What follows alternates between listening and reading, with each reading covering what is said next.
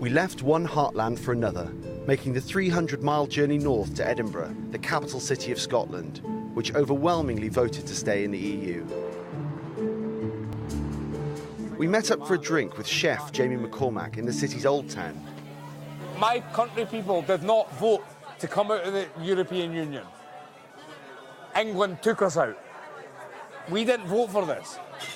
But wouldn't it be a crisis of democracy if we had one result in 2016 and then another result this year? Isn't it a crisis of democracy that Scotland are being dragged out of the European Union against their will?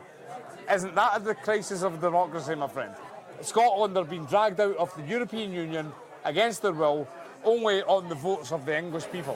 What about the 40-odd% of Scottish people that voted to leave? But what about the 63% of people in Scotland that voted to stay? Why is being Scottish so important? Go outside that door and look around me. So we did. Leaving Edinburgh the next morning and driving through the Scottish mountains. We're in the Scottish Highlands and it's just absolutely stunning. Up to the freezing northern coast to Moray. We've driven through the mountains and finally arrived at the coast in northern Scotland, the furthest we'll get from Westminster during our trip. What I'm curious to know is why almost half the people voted to leave in 2016. We met up with Sandra Campbell, who was out for an evening walk on the beach.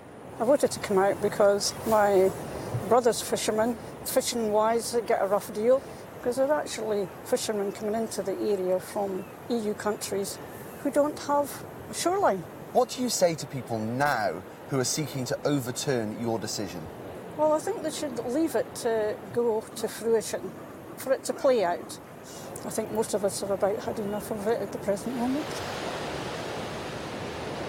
I don't think we should have another referendum. I think that it should just really go ahead with the process and just see what the outcome is. During the referendum campaign, do you think you had all the facts? No, I don't think there was enough information given for people to make a proper, come to a proper decision. Soon it was time to leave the frosty beaches of Scotland and travel to a place that's become a thorn in the side of those wanting a swift Brexit. Northern Ireland.